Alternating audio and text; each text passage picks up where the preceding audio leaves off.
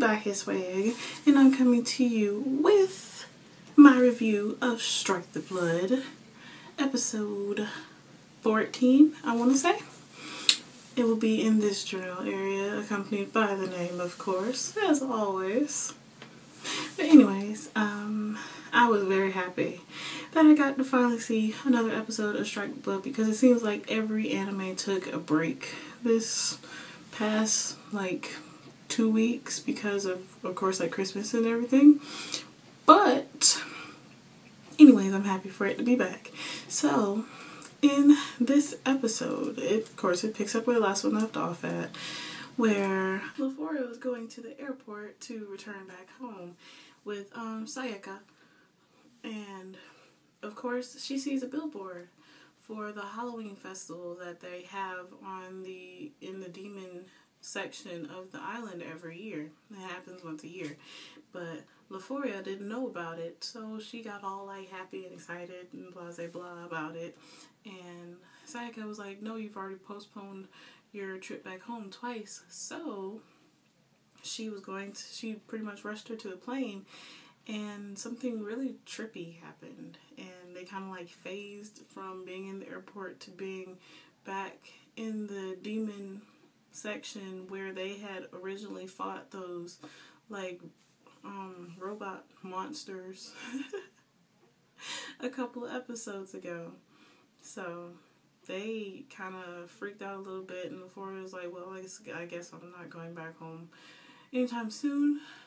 And then they cut to Kojo and Himaragi on a train, and they're pretty much talking about she mentioned that about the Halloween festival. She was wondering about it, and Kojo told her about what was happening, and Himaragi pretty much told him that because he's the most dangerous person, because he has so much power, that people like him shouldn't be roaming free during the Halloween festival, because originally Halloween was not necessarily celebrated. It was a way of keeping witches and demons out of our realm. It was a Celtic holiday.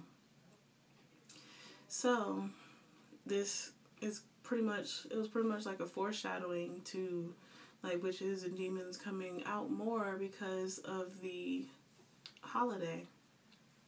But during all of this, while they're on the train, they see a young student that's in Himaragi's grade being molested by somebody on the train.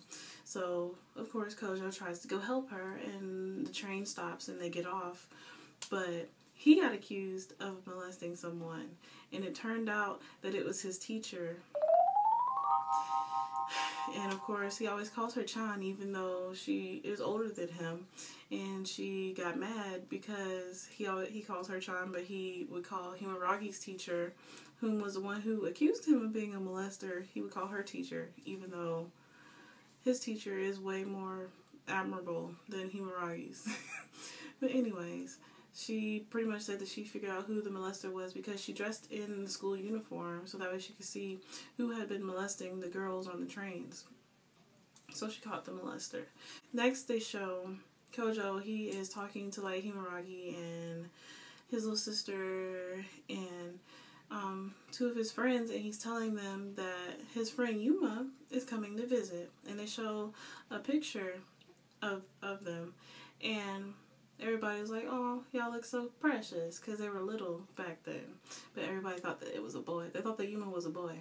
And then out of nowhere, Yuma falls from the sky, and Kojo catches her, and it turns out that Yuma is a girl. So of course, all the girls got mad. Well, they didn't get mad. They were slightly offended because she was so pretty. Of course, they got mad. But after all of that, they show them going around the city, taking pictures and stuff, and Yuma pretty much mentions she feels like Kojo and Himaragi are a boyfriend and girlfriend, which they pretty much do act like it, but they will never admit it anyways. But she says, well, one part, she asked if they were boyfriend and girlfriend, and Kojo was like, "No, of course not, blah, blah, blah." And then the next time she asked him about it was right before he went to go take a shower. He was like, well, she pretty much said that they smell the same. Well, sometimes they smell the same. And Kojo was like, what do you mean?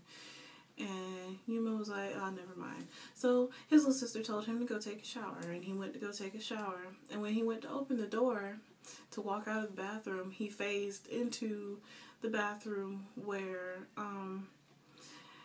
Kanase and I can't remember how to pronounce her name. It starts with an A. I'll put it in this general area. But Kanase and her were in the bathroom, like, washing up as well.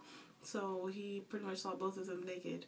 And, of course, he was trying not to freak out. He was trying not to get in trouble because it always seems like Kojo just so happens to walk in at the wrong times. But anyways, after that, Himaraki pretty much accused him of peeping when he was like, well, I actually phased into the bathroom. It wasn't like I just came over here to look at them in the bathroom. But he was pretty much like, this is not the reason why I'm apologizing to them. I'm apologizing and also trying to get you to understand that pretty much what happened to Sayaka and LaFloria earlier happened to him when he walked through the door.